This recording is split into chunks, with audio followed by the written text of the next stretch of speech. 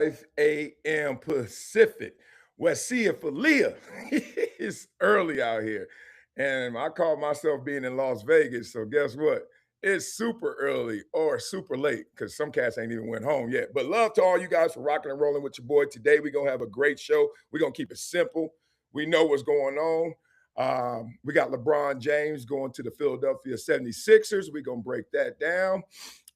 Y'all know if you rock and roll with me that I went to the Versuz YG and Game. So I'm gonna take y'all inside of that blood fest, and it was wild. And break that down for you. But we're gonna start off with something that to me is the trifecta. It's so necessary that we really slow down and learn some life lessons from what Ryan Clark went through. All right, so ESPN had all their layoffs, their firings. You know, depends on your sensitivity level, how you gonna describe it.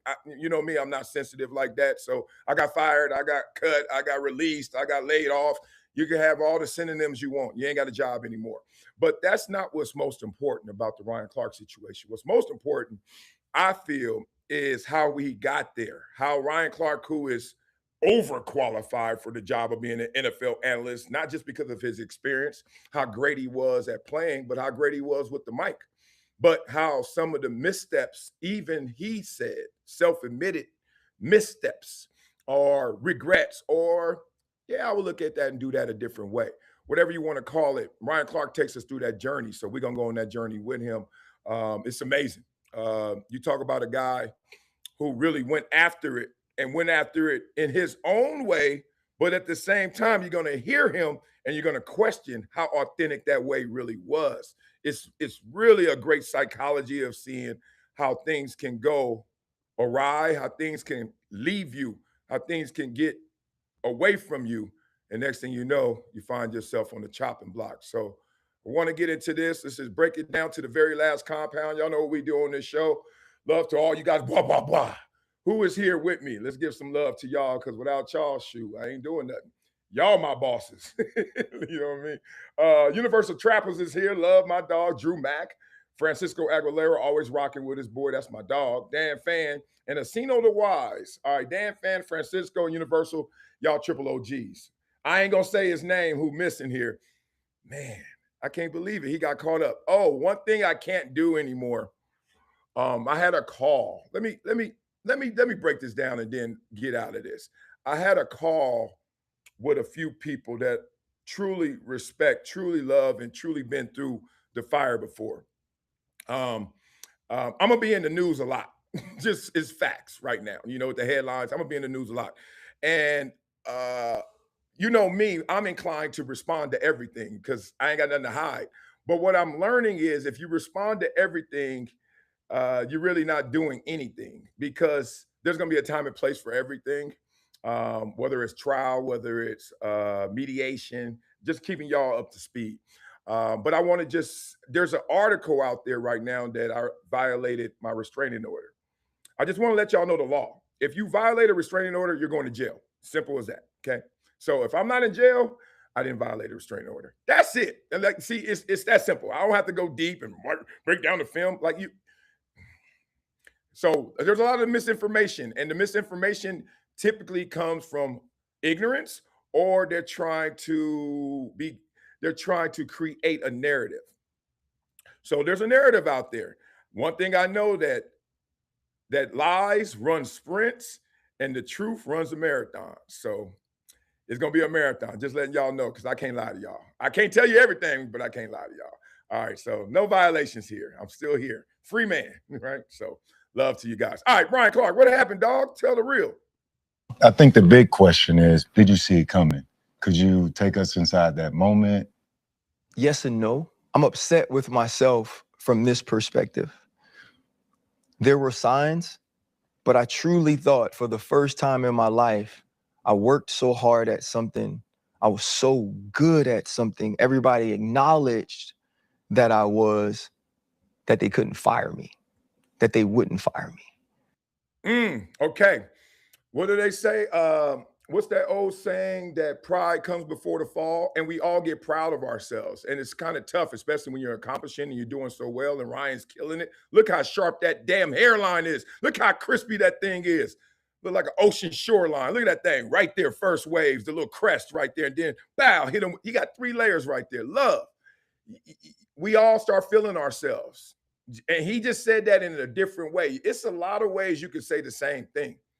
And he just gave you a creative, intelligent, articulate, eloquent way of saying, yeah, I started to say they wouldn't fire me. Why would they fire me?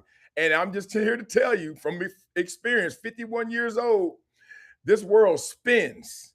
That means if you want to go right now from Las Vegas to Japan, there's 2 ways to go. There's 2 ways to go. You can go back west and go over California, the Pacific, and get there. Or you can hit your butt and go east. Now, you're going to get to Japan. It's going to be different times. It's going to feel different. It's going to look different. It's going to be the same. Simple as that. That a company who's going to have the Super Bowl this year, who truly wants to put their best foot forward to the entire world and have the best people talking about football, wouldn't fire, in my opinion, this is my opinion, and it seems to be the opinion of many others, the best football analyst in the world. Mm-hmm. And that's what you're missing.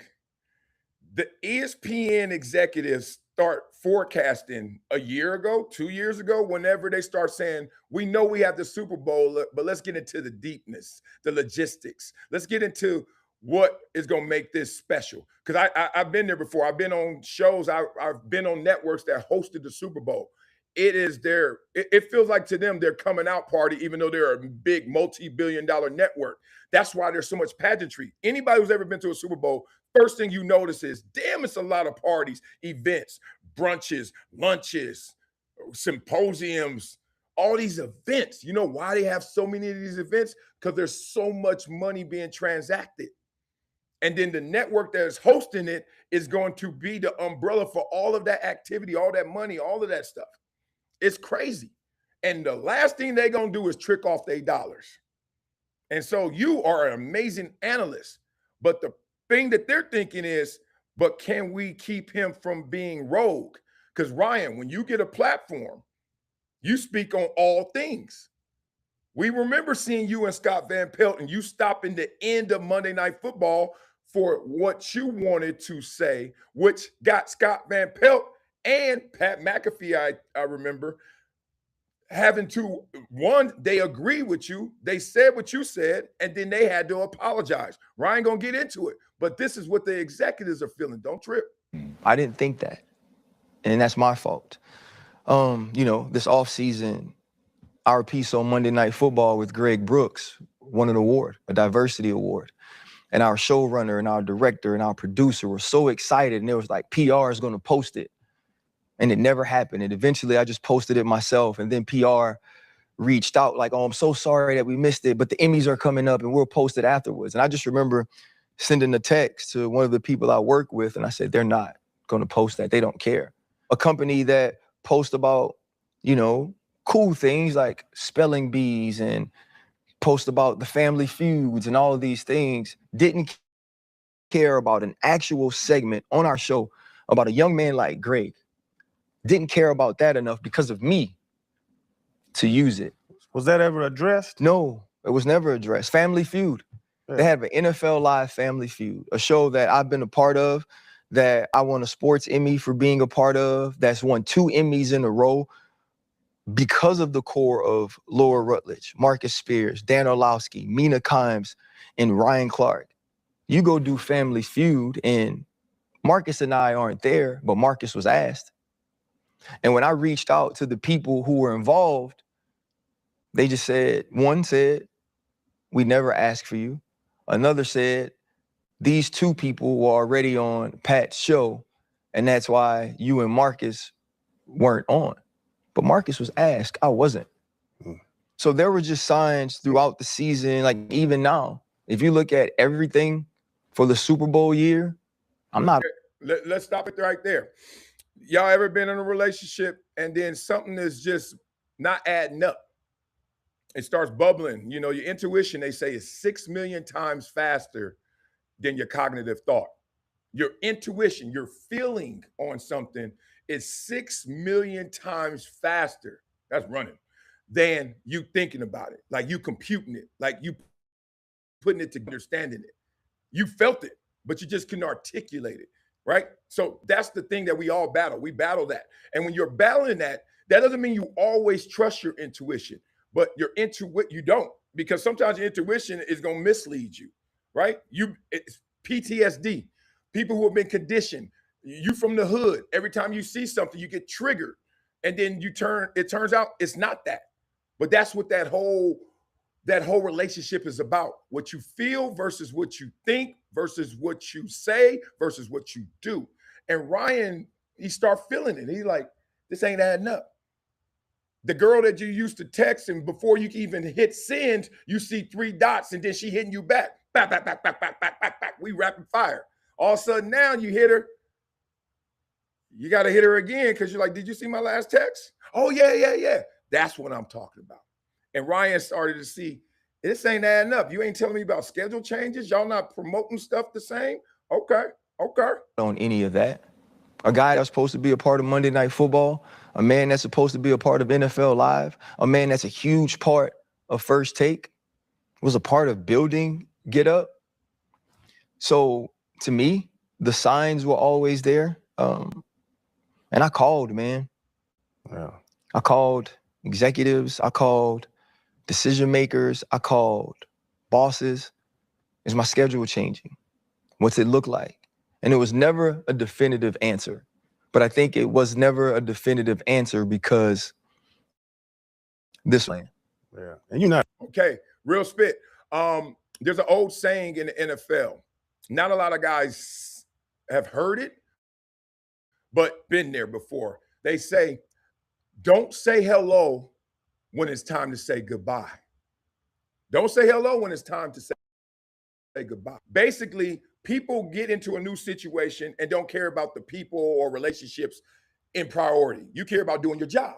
You don't care about who you're working with and all that stuff. You're like, I work with anybody. You're not even mad. You're just like, I'm not trying to build with y'all as much as I'm trying to build my resume and build my work. But then all of a sudden, there's a time and place where you realize it doesn't matter how well you work. It matters how these people feel about you when they're around you and what they think of you, how they can project who you are. Not how good you are, because good is a lot of good dudes. But some of these dudes make us feel better when they're doing good. Some of them are not even as good as you, but we feel better around them. We feel better about them. And then you start to realize that it happens to everybody in sports almost, except LeBron. But it's like everybody in sports starts to wake up and all of a sudden you get a little nicer, a little cooler at work. Or you start doing what Ryan did. You start making those calls. Oh, I got to talk to this dude. Let me call the boss, see how everything is going. It ain't adding up, blah, blah, blah. Don't say hello when it's time to say goodbye. A shy dude, like you said, I know you ain't just sitting in the shadows with your head down. You're going to address situations. But if it's not performance-based, what's it based off of? Well, to address the head down thing, what makes me a little bit sad about myself is I did adjust who I was to try to keep my job. Oh. Ooh. I did have meetings with people and say, okay, what is it that you need from me? Not the analyst. The analyst he was damn good. Yeah. Right? Uh-oh. If you care about the person that's on, what is it you need from me? Because I want to do that. I want to build a relationship. I want to involve you in the things I'm doing. You know, man, like this show, for 3 years, bro, we never shied away from any topic. Right. We never shied away from tackling anything. We did this year because I knew I couldn't have no beef. I knew I couldn't respond to disrespect, right? I knew, for lack of a better word, I couldn't be too black.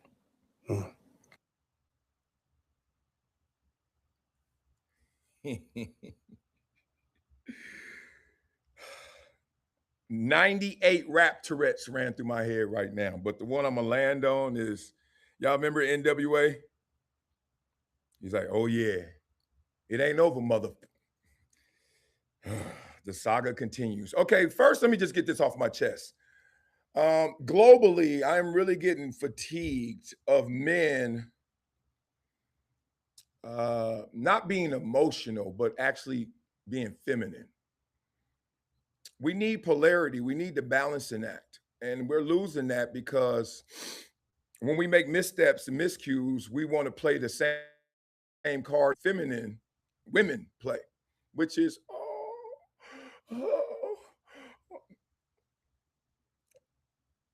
we shouldn't do that. And I don't like when I see that.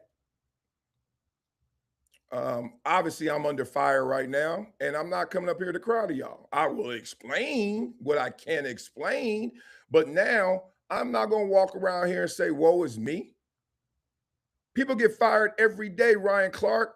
Why is woe you? You grew up with your parents, right? I know my parents got fired. They ain't had no platform. My daddy had a camcorder too. He ain't line it up with a tripod, turn it on himself and say, you can't do that. You know why you can't do that? Because as you are a role model, there is a kid who's looking at you, and he's going to realize that in the face of adversity or a pivot, pun intended, oh, it's okay to lay down and say, because that's feminine. Feminine energy is they so bold and so bad when it's going right. And as soon as it go wrong, oh, I didn't know what happened, and I didn't mean that, and I was so hurt. Man, look, no, you weren't. You know why I know that's a damn lie? Even though you may be feeling like it's your truth, and I know you're not actually telling the truth. Because if you were telling the truth, you wouldn't switch up. You just said you switched up. You went to the boss and said, what can I do different? You got your own independent show and decided to pivot your own independent show and not talk about the things you want to talk about. What's the point of having an independent show? So I can save my other job. You ain't saving that job by faking this job.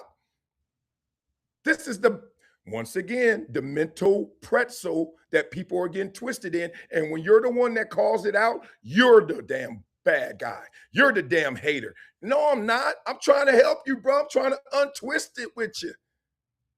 You're going to get fired when a boss don't want you there anymore. The longer you try to figure that out, the more time you wasting. He just one dude. They're just one committee. They don't like you. Oh, well, they like me. I'm going there. You still got your inside the NFL job, I think. I hope. Right? You still got the pivot. But it saddens me to hear Ryan Clark pivot because he's trying to save an ESPN job. That's a twist. So this feminine energy of now, dog, as they say, keep the same energy. Men be men. It's okay if you get fired, bruh. Stop trying. The shame is more important. The shame ain't that bad, dog. Relax. I love how Cam Newton handled that. And everybody clowning Cam Newton. Look what he wearing. He feminine. I don't know. Is he hybrid? Look how he handled this adversity. I'm good. I got 4 for 1. We ain't going nowhere. He ain't changed his show to do ESPN. He also, though, went up there and said, let me learn from these cats. Let me do the things that they want to do. He didn't go to the degree it sounds like Ryan Clark did, but he did. And guess what? It don't matter. Right? They both got fired. They both got fired. What makes me sad is even in trying to adjust to be at least more of what certain people wanted, they still fired me. Mm-hmm. And so I think that is difficult. It's difficult because you're trying to make sense of it. What did my grandma say, Ryan? You know this. You can't make sense out of nonsense. The employer-employee relationship is not based off of just merits. You got to know what you're getting into because that's how you're going to get out of it. Everything, the way you come out is the way you went in, brother. It didn't make any sense. Be real, Ryan. If you're going to be real, let's be real.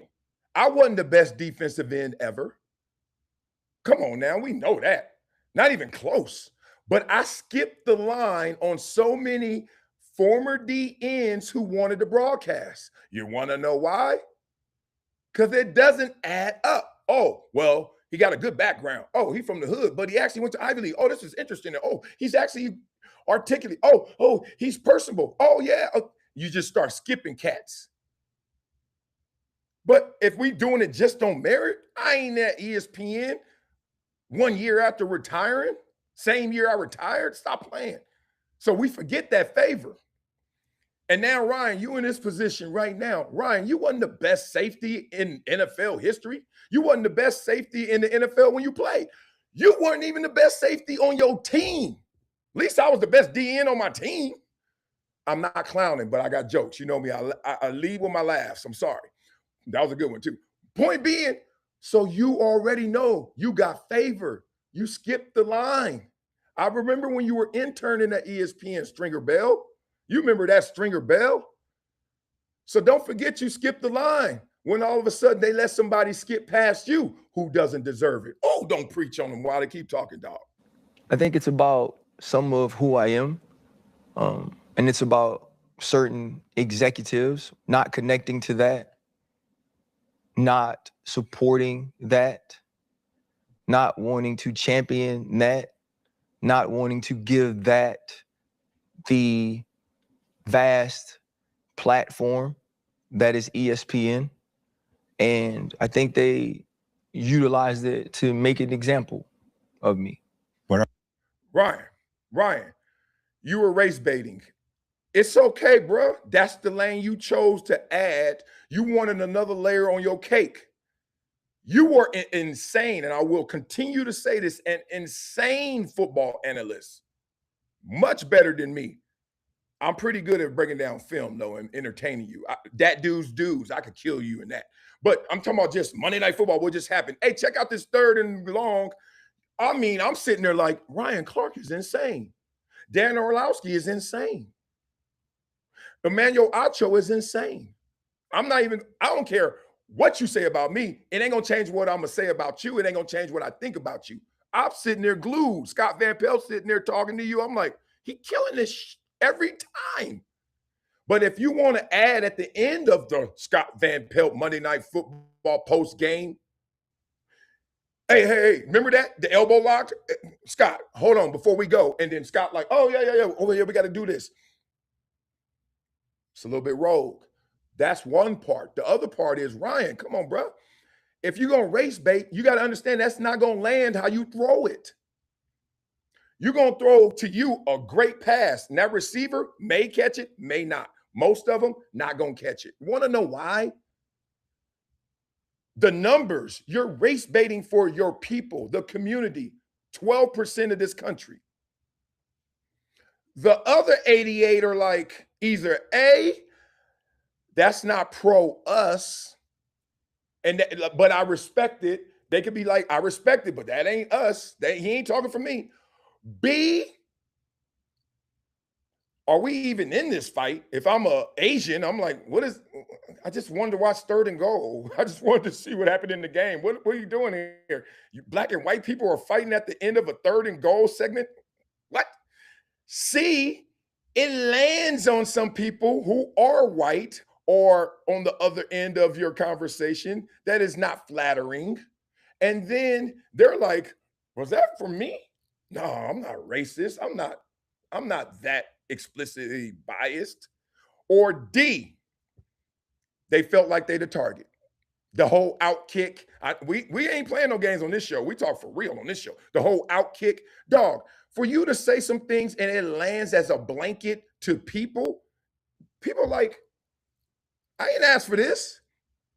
Imagine you turn on TV and somebody talking about what you are, and you like, I ain't that. I'm black, but I'm not that. So there's white people who say, I'm white, but I ain't that. And you are doing all of that on the biggest sports platform. And let's just be real, you didn't do it well manicured. Dog, there are people with, I know a lot of them, you probably do too, PhDs in social justice and race relations, Dr. Cornel West, big brains, whether they come out and for you or against you, there are people who have devoted their entire lives to these conversations. Colin Kaepernick conversation of years back. And there are people who like, that's what we do.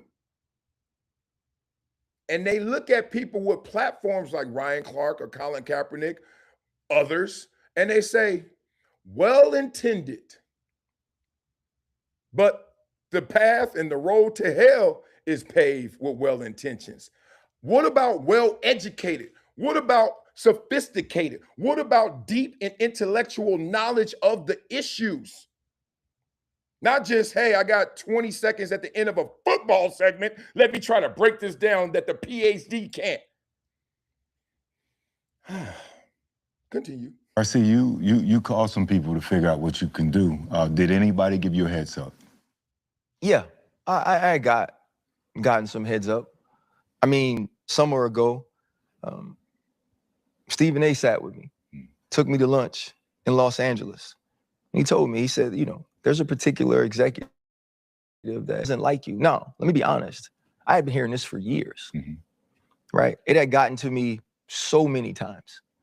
And so having that dinner or that lunch with Stephen A. was just confirmation of it. He's like, you need to go set a meeting. But so many times when I heard about this particular person, it was, he doesn't like you, or he's said this negatively. So I'd heard it a ton of times. And I got a call this offseason from someone within the building.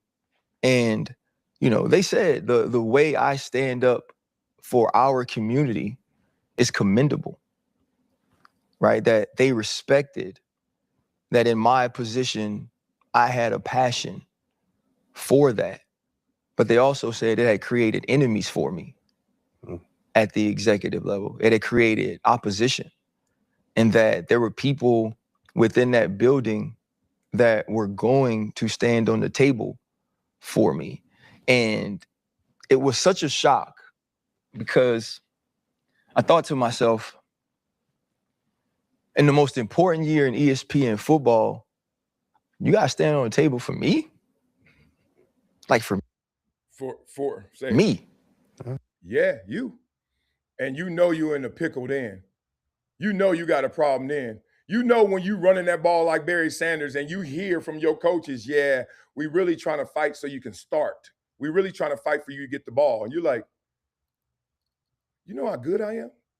Who ain't been there? Who hasn't been there? You're like, and Ryan is that good. Like Ryan is insane in analysis. But he muddied up the waters, political, racial justice talk. And I'm going to tell you, hey, if you're going to do it, and he's going to agree with me later in this clip, if you're going to do it, you got to do it right. But remember, no matter how right you are, someone's going to take it the wrong way. Because this is not the main thing.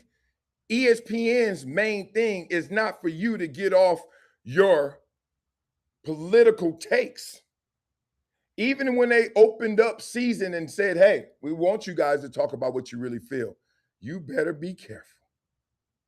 And you learned the hard way, Ryan. So now in their biggest year upcoming for the Super Bowl, you think they want somebody going up there who will say things that people will take the wrong way? And your justification is, I'm doing it for my people, our community. You're lying. You're not doing it for me. I am one of the people. I am in the community. I don't need you to do that. I don't even think it's helpful. I don't, because I'm in the community. Your words, as much as you think they're shining light on issues and things, actions speak louder than words. So just from the very first step of, I'm going to talk about this, you're doing something less than you know you can. And this is not to call you out or anybody out. I know there's action supporting your words, but let those speak because they speak louder. You're going to go over there and just shine some light on some subject and be wrong when you shine it sometimes. I've seen you wrong on some social justice issues. I'm like, that's not it. You're going to do all of that and then act like you helping us? Let me tell you, growing up where I'm from, and you know where I'm from, growing up, what you talking about over there in high society, them first-class problems that at the end of a segment of 3rd and goal, you're going to try and say, yeah, I'm looking out for everybody off Crenshaw. Man, if you don't get off the damn TV, bring your ass to Crenshaw and let's talk about the real pandering. I give it to you like this, and we're going to do this segment. We got LeBron. We're going to also talk about the Versuz, YG and Game. Know both of them. I know Game very well. I know YG somewhat. YG lives in my old neighborhood. All this stuff. All these bloods there. I grew up in the Crip neighborhood. I have fun with it. Trust me, I don't gangbang. Don't even come at me like that. But I know one thing. I walk in there, everybody in there love for me. I got love for them, and we talk. These cats are still in it. Not the ones on stage, not YG and Game so much. The cats with them in it. This ain't helping them, bruh. Just trying to help you. This ain't helping them.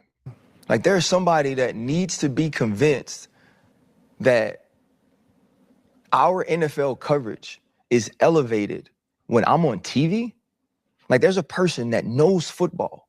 There's a person that knows TV that thinks that 13 years in the NFL, Super Bowl, Pro Bowler, a captain, experience from being an undrafted free agent to trying to make the team, to being one of the leaders in the locker room. 12 years of doing this, you got to convince that person that I should be doing TV. Mm-hmm. And, you know, what I learned was it wasn't about who I was in front of the camera as it pertained to football. It was about what I represented every time I got in front of that camera. And that is something that I don't believe you truly can combat. When it's all said and done, that's the least anyone can do. I mean, you stand up and stand on, you know, the shoulders of, or for so many people. Like, what you do, bruh, is unbelievable. So for someone to stand up for you, I think that's the minimum anyone can do. But so also, I want to put this to bed, because a lot of people have been having their takes about Stephen A., and you mentioned Stephen A. Is there anything Stephen A. could have done to make this go away? No. Okay. Before we get into that, let's button up that last layer of Ryan, because I want to give Ryan props right now, because he does inspire a population of people who look at Ryan Clark. Forget the ESPN analysts, forget the football talk, even forget that he's doing the social justice or political talk. There's people, regardless of that, who are inspired by Ryan Clark, because they like, look at that dude up there saying what he wants to say. So some of the benefits of going rogue is if you can do whatever you want, or you're doing it when you want to, people feel inspired from that. We've all seen it. The unapologetic. Everybody who has that hashtag unapologetic, they like that. A person in a position of power, knowing that he has a lot of influence, but still doesn't have the ultimate power. He's not the boss, and he still gets up there and says what he wants. He tells Scott Van Pelt, wait, we ain't going to no commercial yet. Show ain't over yet till I get this off. And then what you say inspires some people from what you say. But a lot of people inspire just the fact that you can say it. You're on a football show, and you're talking about Kyron Lacy, and you're talking about Colin Kaepernick, and you're talking about anything that you're talking about Angel Reese on a football show, and you propping it up from the social justice element. That's inspirational. At the same time, once again, it comes at a cost. It comes at a price. Stephen A., with all of his power, with all of his influence, is not a true decision maker at ESPN. That's not his job title, right? That's not in the repertoire of what he's asked to do. And we get it so many times, right? And I get it all the time. Why do you ride for him so much? Like, why don't you come for him when he says these things? And I've said it on the show. I call him. Mm-hmm. I text him. I tell him when I think he's doing too much. And I have the conversations with him all the time. But when this company was treating me in a way that, at least in my opinion, was unfair as it pertains to what I'd accomplished, he was the first person to go, I want you. Mm-hmm. If they're going to take you off of this or that, don't worry about it. You'll get your TV time on my show. Thursday and Friday will be Ryan Clark's days. Basically, Stephen A. said, I'm going to be your safety net. Like, I got enough sway over here to say who could come on my show, I can't hire you and fire you, bro. I can't do that. But while you here, I can bring you along, right? I could grab you. I could go out there and be your lifeguard and grab you. But what they tell lifeguards, if someone keeps fighting you when you're trying to save them, make sure you save yourself. Both of y'all ain't drowning. So you're going to have to work with me, but let's go. You see all these intertwinings, all these things that are intermingling, all these things that are going like this. And really, ESPN executives are like, why are you making this so difficult? Life is simple. What Confucius say? Life is simple. It's just humans got to make it difficult. You're on a football show, bruh. Like, we're not trying to tell you all you can talk is football. We've left that ESPN. I worked at that ESPN day one. Marcellus, NFL Live, that's it. Shut up. All right, Marcellus, NFL Live and Mike. Talk football on Mike and Mike. That's it. Shut up. They didn't say the shut up part, but you know, none of the questions were about anything but football. Then it was like, okay, Sports Nation. You can talk about basketball stuff, tennis, who cares? Baseball, go ahead. No one takes you guys seriously. It's Sports Nation. Then they realized, no, actually, people do take y'all seriously. Y'all can talk about whatever. I wasn't a pioneer of that, Colin Cowherd, Michelle Beadle, et cetera. But there was a time where you had to work in the field that you worked in. Oh, yeah. I don't want to hear nothing. Jalen Rose, don't you talk no football. Then all of a sudden, you know, Jalen and Jacoby, and Jalen gets on with Skip Bayless, et cetera. All right, talk football. But Ryan, when they say go talk political, you got to understand, and Michael Jordan understood this, a black man from our community, one of our people. That's why I'm saying you're not speaking for all of us. Michael Jordan said, Republicans buy sneakers too. And who has the biggest brand in sports history? Right? Who sold the most shoes? Who still gets $200 million a year just waking up?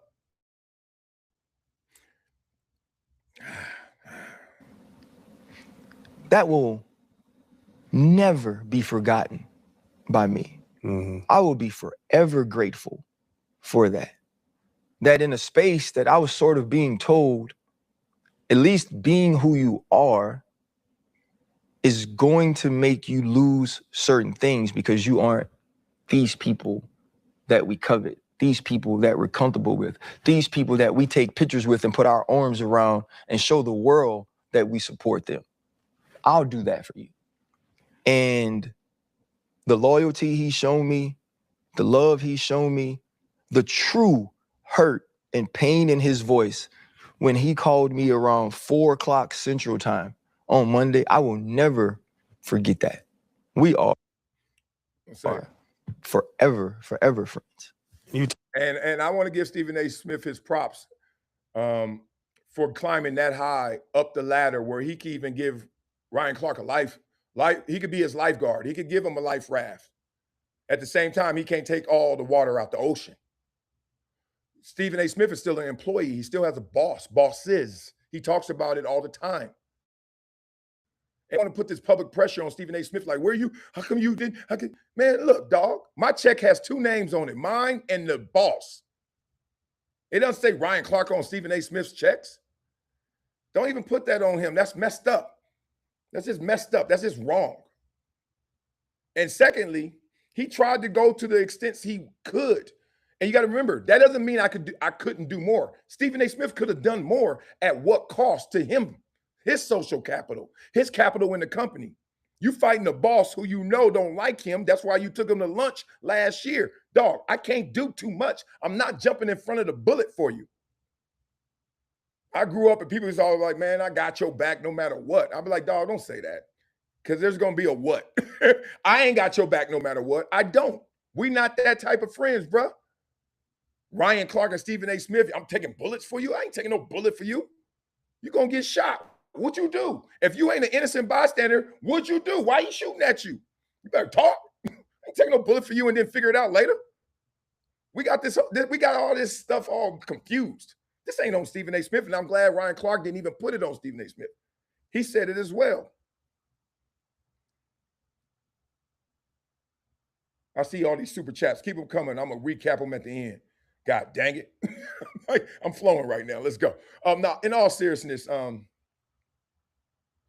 we got to stop. Like, Ryan had his job. He had his journey. He picked his spots. When they rolling, everybody around you. When they not rolling, don't look for everybody to come make them roll again because you picked those spots. Be real now. Talking about 4 Central on Monday. What happened on Monday? Because you got, bro, you got 5-minute shifts. Get fired halfway through that job. Hey, all right, since they laughing, we laughing. All right, here comes some of the super chats. Send here, say Ryan words are calculated versus from the heart. Yeah, I smell that too.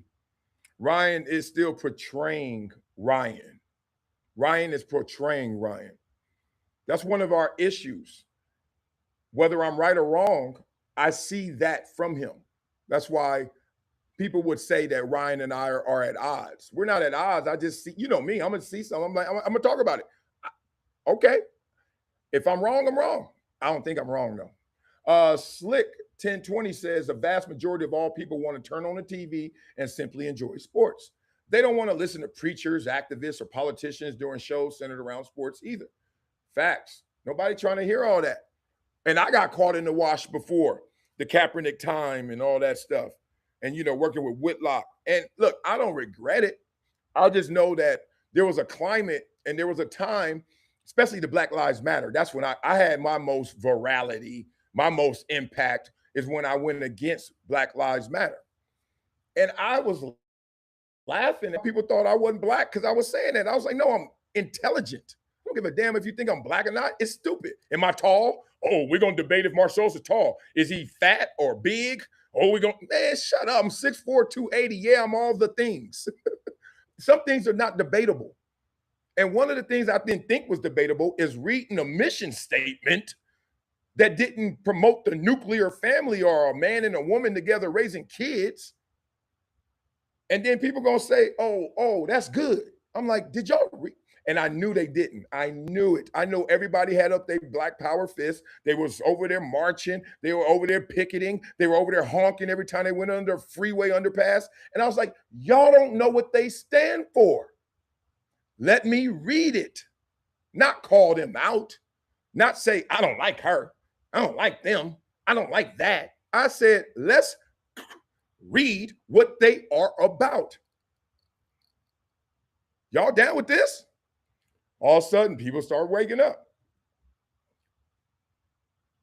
They all start waking. Did I just skip? Where did I go? Okay, I think I messed up. Right? There's other things I'll defend. I'll defend talking about another executive. I'll defend that. I'll defend sabotage. I'll defend. Hold on, we're going to have to play through this. Production people who ain't worked with me in 5-6 years. He didn't do that yet. Huh? Sent an email at that time to Burke Magnus and Dave Roberts, who were working. Did he do the job? Because we were on the email talking about how we were. Some of the Kyron Lacey news broke. There were people on our network along with me that said something about it. Both of those people apologized. It was a hard call, like how hard it was for them. And if anybody had to wait to the layoff so you could. 4 Central on Monday. All right, here we go. What happened on Monday? Because you got. First of all, I'm sorry. That was ghetto as hell. I hit the button to pause it, but I hit the skip ahead. Anyway, we back. Oh, that was a ghetto minute. They're going to get lighthearted, but they're going to get real. As you saw right now, it's about to get real. So if y'all thought we haven't covered something yet, it's just getting started. Bro, you got 5-minute shifts. Halfway through that job. Hey, Chad, crazy, right? Hey, where'd the other box go? Hey, Smokey was trying to build club houses. You know what I'm saying? He was still in boxes. He was still in boxes. Hey, my box disappeared. You know, the box went away. Hey, they was like, damn. Commercial. I said, then where's he go? That's funny. Yeah. So yeah. Let me put this to bed. Okay. I wasn't laid off. I was fired. Right? They're using layoffs as a cover and a camouflage for what they already intended on doing. But there was no cause for it. Right? So because there was no cause for it, you couldn't just fire me. So you had to wait to the layoff so you could camouflage it and veil it, right? But Misinformation right there. Misinformation alert. They did have cause. They don't need a cause. They're your boss. Literally, you're a boss. Ryan owns something in his life. I don't know if he owns the pivot or he shares that with them. Obviously, I would think he owns something. Put it like this. You can literally wake up when you own something and just change everything. I've owned a house before and just was like, I don't like this room. Call somebody, come get this room and redesign this room. Something. You own a car, first thing you do, cut out the back, put speakers in there. Remember back in the days, change the tires, change the rims. When you own something, you don't, the cause is because I want to. That's what cause is when you have an employer boss, cause I want to. Here's the other thing. If I was laid off, like everybody else, they came out on Tuesday. Mine came out on Friday. I get the call. Because you're a big fish. I get a text from our showrunner that tells me to call my boss. I call my boss in the break, tells me they're letting me go. He said this is a very awkward call. This is a hard call. I could hear how hard it was for him. Oh. And if anybody was going to call me that was anywhere on the executive level, whether low or high, he's the person I wanted to, the way he's fought for me and rode for me. And he said, our friends, jokingly, at Outkick had the story and we're going to leak it. Let me tell you why I know I was fired.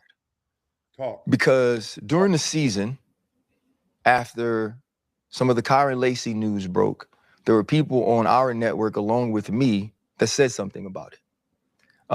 Both of those people apologized, as did. Okay, remember that. I know Scott Van Pelt apologized, and I think it's Pat McAfee. Don't nail me down on the second name. But the point is, listen to this.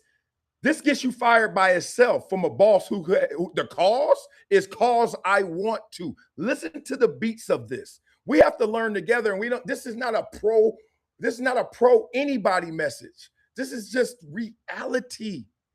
Listen to what happens. He did the Kyron Lacey at the end of Monday Night Countdown. Remember that? And we were like, whoa, it went big time. Right? He was like, Kyron Lacey innocent, and the police department in the state of Louisiana, problems. Remember that? And then they had to apologize. Listen to this. I didn't want to. Right? I was told I couldn't come to work if I didn't. And at that point, I said, well, I can't come to work tomorrow because I don't believe I did anything wrong. Your boss says, apologize. Nah, I'm not going to apologize. You're not coming to work till you apologize. I'm not coming to work. Who else had that issue? Wasn't that Shannon Sharp and Skip Bayless and all that stuff? Basically, summarized. Wasn't that the same kind of beats, pretty much? Point being, your boss tell you to apologize, and you don't apologize. Okay. And you got to remember, apologies are not just one-dimensional. They're multifaceted. One, did you do something wrong? That's how I learned apology growing up. And then my ex-wife, let me say that, my ex-wife told me about the second dimension of apology, which is you made somebody else feel bad. Someone else felt that. And you apologize for what you didn't intend to do in pain, but they felt it. That's when you're supposed to apologize as well. That's a mature way of looking at it. It's multifaceted. Some conversations happened and we got to that point. And Outkick wrote an article about all the people that apologized. Two very prominent faces at ESPN. And they praised them for who they were and how they brought this thing back around. And they bashed me, talked about how negative I was and spoke about me in such a nasty way. And I sent an email at that time to Burke Magnus and Dave Roberts, who were working, because we were on an email talking about how we were going to handle it.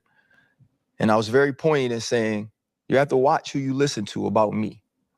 There's certain people who want to paint me as a certain thing, certain people who want to devalue my voice, certain people who, no matter what I do, with all the great I've done, they've never mentioned that. But in this case, there are three people who are very important to this network, who all did the same thing, who all responded in the same way. And only one of us was vilified. And only one of us was a black man.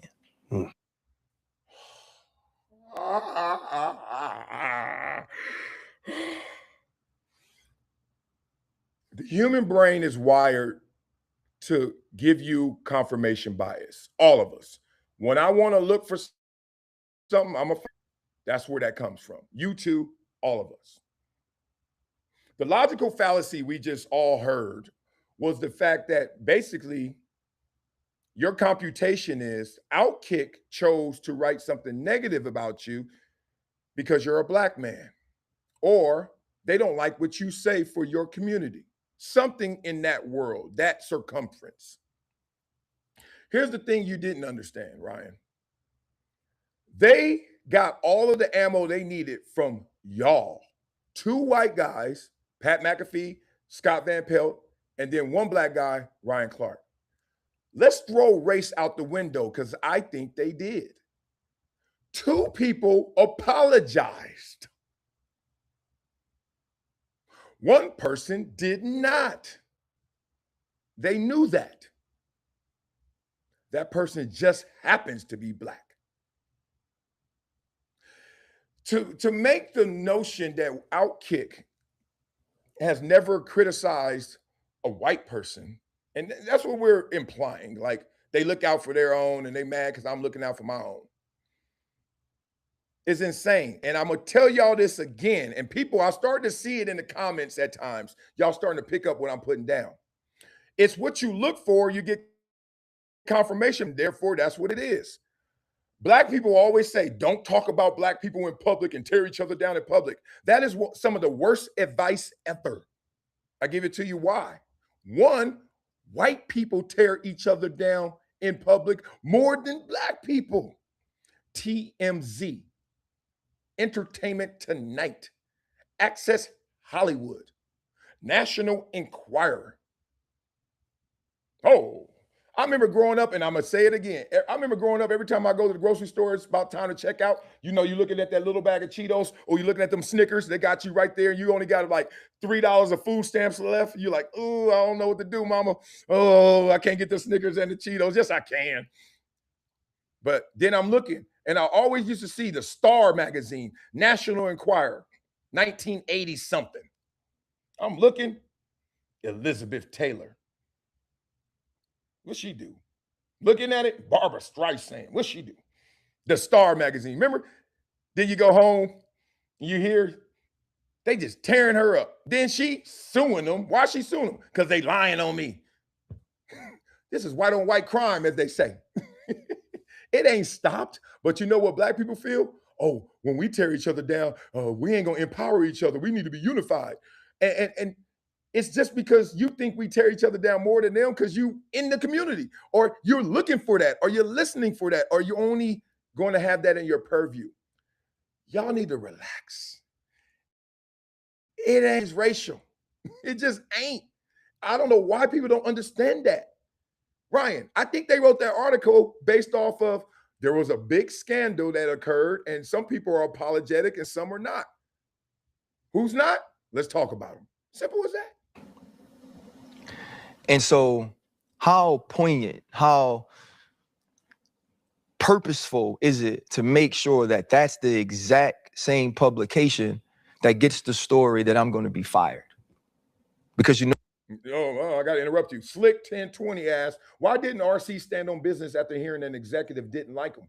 He changed his overall approach after the fact. He talked the talk, but didn't walk the walk. He folded for money. Oh, yeah. Oh, yeah. Oh, yeah. Oh, yeah.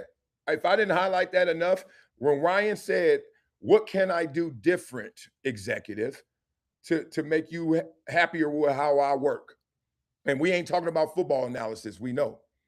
Then I run back to the pivot and we stop doing those hot topics, those topics that can get us in trouble. He literally said that a few minutes ago. You know what that is?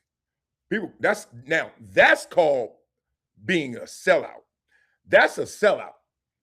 And look, I don't even think it in a negative connotation. I just know you ain't authentic as you say you are, but you know there's a price you're paying and you rather get the money than pay that price. But other people are the sellouts, huh? It's okay. You know what they're going to do? They're going to praise ESPN. They're going to pump ESPN up for getting rid of the person who stands up for the community. And they're going to say that these are all the reasons why I didn't belong on TV in the first place. So let's garner as much positive publicity as we can early before all of these people that you've seen come out on my behalf and say I was the best in the world at the job and I deserved better. One, I didn't deserve to be laid off or fired. It ain't about money. Mm-hmm. Two, I didn't deserve to be handled that way. So what? So what? We all the stars in our own movie in our head. And that's what's happening right here. Like, Ryan, you got tons of support. I support how great you are with the mic. But you also got some detractors and some haters, as you would call them, but just people who don't rock with you because they got tired of your race baiting. Guess what? I'm one of them too. I got tired of your race baiting to the point where I didn't consume enough Ryan Clark content because I knew every now and then he gonna go off the reservation and give me some former football player take on political issues like I do. You know what I mean? I was like, oh, I'm good. Especially on issues that I'm a part of, I've been involved in, I've lived through, and then you gonna misappropriate them? I'm listening like, that ain't how. I'm looking at you, I'm like, dog, just be who you are. All these shifts and changes and lack of accountability. Man, dog, and you know you've attacked me, and I don't care on the attacks. I care more that, dog, you trying to fraud and attack. I can verbally joust with anybody because I got these jokes and I'm smart. So I'm knowing it's a fair fight with anybody. I'm not going to get destroyed. I ain't going to be like Game versus YG. That was a good one. YG mopped him. What was it, 19-2? 19, whatever. We're going to go through that later. Point being, and Game knew it. Point being, I could talk with anybody. But when you try to call me a sellout, I was like, damn. Another one. Lost my dog. Why you think I'm a sellout, dog? I'm not trying to get a black card every day because I already got it. I can't lose it. I don't need a new one. I'm not calling Amex. Hey, you got any more black cards today? I got a topic coming up. I need to talk about it in a black way. I don't do that because that's pandering. But when you did it, I was like, that's messed up because I like Ryan. I like Stringer Bell. You got a white baby mama that you somehow, some way drop down low in your content. I'm like, are you proud? You okay? And ain't nothing wrong with having no white baby mama. But when you try to be Mr. I'm biggity, biggity, blickety black, and you just conveniently forget to say this all the time. Wiley, chill. I'm in no Vaseline mode right now. Chill. let's get ahead of it. And they were going to get ahead of it by leaking it to someone who they know hated me.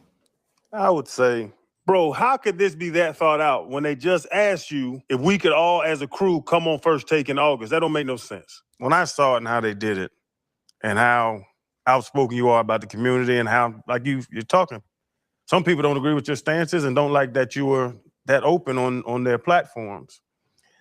To me, it seemed like it was almost like buck breaking. Slavery term. You know, where boy, you're the outspoken one, you're alpha. Let's embarrass him so everybody else gets in line. So nobody else talks crazy to us anymore, goes through emails or whatever. Like, no, let's teach him a lesson. Let's embarrass him on national TV so that they all line up. Woo. Yeah, I think that could be part of it, you know? Hey, Channing, I love you so much. You know it. I just saw you guys a month or two ago. I told you how much I just crack up at you. You didn't read the room right now, Channing. He ain't on his pro bliggity black right now. This is the cleanup. This is the makeup. This is for the next gig. You see how that question or that statement landed with him? He's like, yeah, my chest ain't out for this right. Just told you. He ain't trying to get into those controversies anymore. And that could be mature, yes. But he also not trying to be accountable for what he's done so far. No. He's not going there right now. Read the room. Channing, your boy ain't there. Here's Sin here, super chat. Not that it matters in reality, but Ryan from New Orleans. But he ain't from New Orleans, the hood. That's why he race bait allegedly. Great point. Look, if I had to generalize, typically the people that race bait are people who ain't really from it, like fully from it, whatever that is. They just don't feel authentically from it. And I hate that you get a black card because you down, and down means you were broke. And then if you broke, you from the hood, and then all of a sudden you blacker than other people. I hate that. And I know a lot of people misalign that, misappropriate that, and then they come at me when I said that about Colin Kaepernick. I didn't say that about Colin Kaepernick. It wasn't a hood conversation. It was, you are black and white. Why you ain't proud of your white? I went through this with my ex-wife. She's Nigerian and Dutch. I said, you always talking about either you black or biracial, but I'll never hear you say you black and white and talk white up. Talk the white up. They always want to like, I get some credit if I talk to black. I was like, girl, I'm more Nigerian than you. I did my 23andMe. I'm 61%. I don't even walk around here saying I'm Nigerian, but these muscles do. But the point is, I just see all the games and theatrics. So when you ain't from it, you ain't from the hood, you know how they act. Oh yeah, I know more rap than you. I know more black things. I mean, so what? I know white dudes that know more rap than me. My boy Matt Linson know way more rap than me. And he blacker than me now? Shut up. They play those games. People who are mixed in their identities, they play these games. I know, I suffered. I've lost this game before. I've been there before where people just try to outdo you, and since you ain't trying to do it, they think they beating you. You're like, you are lost, brother. You are lost. Like, I also know that this is a private company. They get to make their decisions based on what they want to make them on what they want to do. What I do know is they didn't take a vote. This wasn't about the majority, right? This wasn't about the people I work with day to day, because my phone don't say that. Production people who ain't worked with me in 5-6 years, thank you for how you treated me. Thank you for the laughs. Thank you for your professionalism. Thank you for showing up constantly. You know, Monday night, thank you for always. If we didn't have any talent on a meeting, you were always there. You were always on time. You were always building things for the other people on that set. And so, let me stop you there. This is what happens when you go through anything. And this can make you say, woe is me, faster than you should, and make you even say it in the first place. All your supporters. What do we say on this show all the time? There's not one arena, not one stadium you're going to ever walk in where everyone's going to cheer you and everyone's going to boo you. And when you go through scandal or you get fired or you become a headline, trust me, I'm going through this right now. Oh, everybody gonna reach out to you and say, oh man, they bullshit, she tripping. Oh yeah, ESPN tripping. And if that is your fuel to come out and say, they fired me without cause, and look at how many people like me, I dare you to get a second phone. You know why I dare you to get a second phone? Because that phone, I need the number to be listed so people who don't like you call and text. And again, and you know what that second phone really is, the internet. Ryan, you can Google your name right now and you're going to see nothing but love. Oops, no. You're going to Google your name, you're going to see love over here, you're going to see hate over there. Welcome to reality. That's why people don't like how you're responding to this versus Cam Newton, because Cam Newton understands reality. You win some, you lose some. You don't cry about none of them. And if you do cry about it, why are you crying? Why don't you just get up and start trying for the next one? But you're lying. So you're sitting there crying, Ryan. But we don't believe you. We think you're lying. Why don't you get your ass up, boy? Start trying. You acting like your ass is dying. That's off the dome, dog. I should have been on that stage with YG and them, but I wasn't wearing them. When the people you work with cry for you, man, that means the world to me. When I get the messages of like the fact that I supported you, the fact that I was there for you means the world to you. Like it gave you the legs to stand up and be who you were on TV. Like that matters. This was a dictatorship. A person or a group of persons, very small group. They didn't poll the majority, they didn't ask that question. Because you asked that question, now you got to say, even though you told me just how important he was, I don't care. I don't care. I know how important you think he is, and you work with him every day. I don't care how important you think he is. I don't like him. People like me don't like him. They keep calling my phone. I don't want my phone to ring no more. Right? There's other things I'll defend. I'll defend talking about another executive. I'll defend that. I'll defend sabotage. I'll defend getting sued. I'll defend all those things. What I'm not going to defend is you standing up for Angel Reese and everybody being mad about the way he did it, or about what you said about, I'm not going to defend that. No.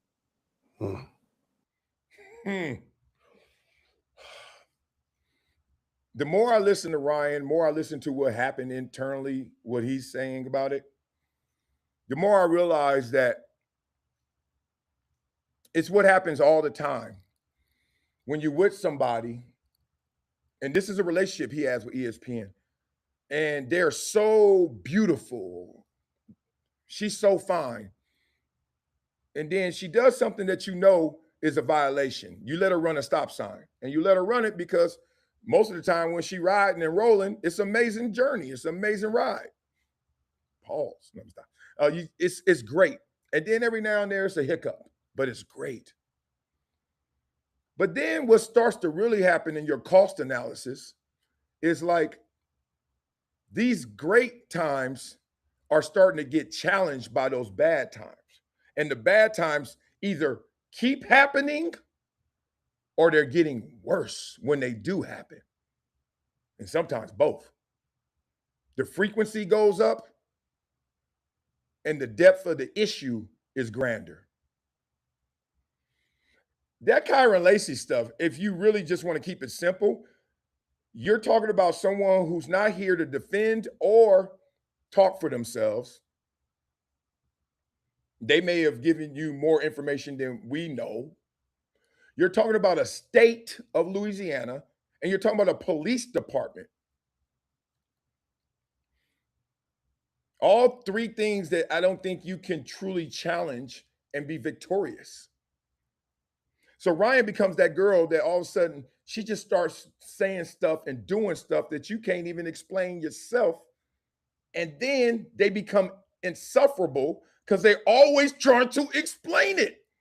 You're like, yo, who gives a damn? And you're like, well, it's my people. No. I didn't say what you're talking about is not worthy of you trying to do something about it, but I don't have that relationship with you. I'm just trying to have a good time. I'm just trying to go out and enjoy myself at the movies. I don't want to hear how this movie theater was bought by people's money who is also divested and got relationships with China. And like what AMC is doing this and they in bed with. Like, when the movie's over, take your ass down to the Civic Center, take your ass down to City Hall and do all that work. I'll be golfing. And I love you. Ryan didn't realize how Ryan was affecting people. That's what it sounds like to me. I'm not going to defend you standing on 10 toes for them all the time. It's not what I'm going to do. I'm not going to take those calls. And that was the decision that was made. And it has a large role in why it was made. Bro, we know how much you love what you do and how hard you work and how passionate you are. And we've had numerous occasions where we've had opportunities on this show to make X amount of money, and you help us understand that it's not about the money.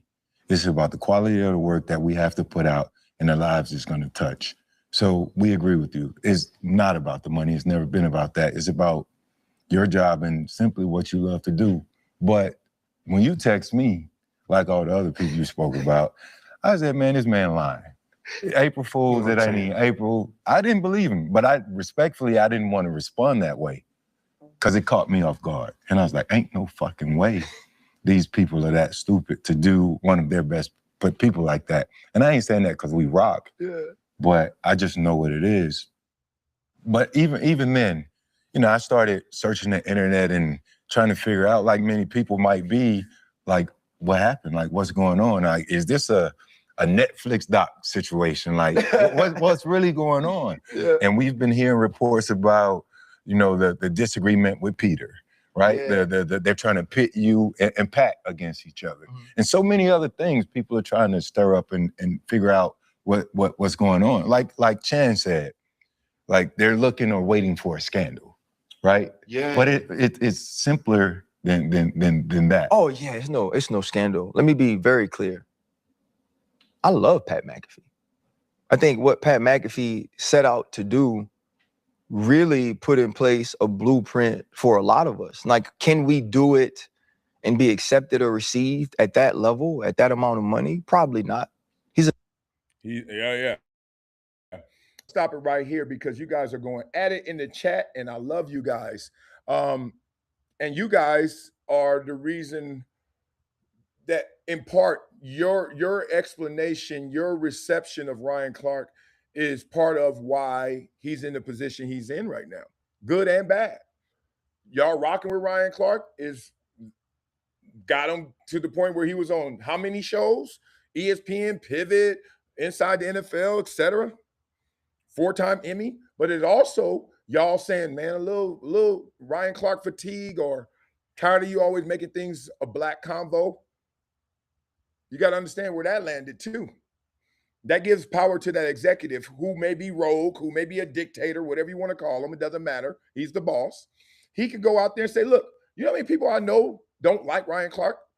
Or how many people I know love Ryan Clark for his football, don't like nothing else? That's not a race conversation. You want to know why? A lot of those people are black. A lot of those people are black.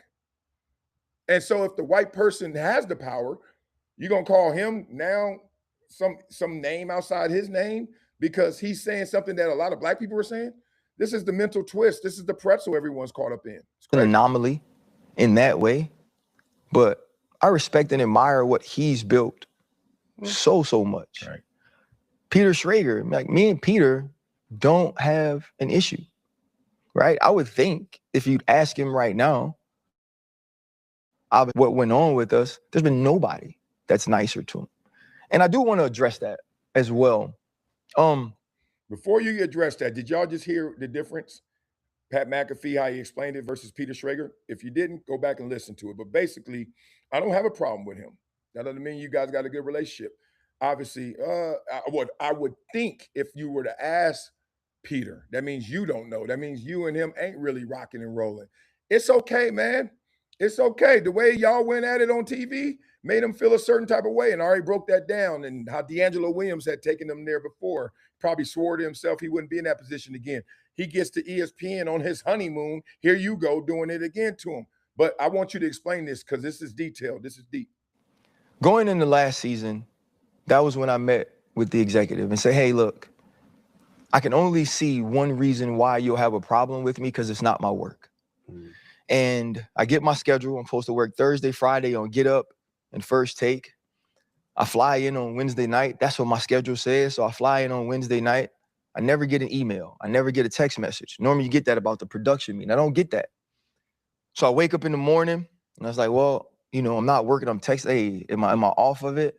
And I cut the TV on and Taylor and Will are on, which, like, I'm happy for them. Mm-hmm. Them boys worked hard to get that opportunity, right? Go do your thing. But I was upset because, wait, you can't call me and tell me that the schedule's changed? I don't deserve the respect of believing that this is my schedule. Mm. And along with some other people, we built Get Up. That junk was dying. Your original idea didn't work.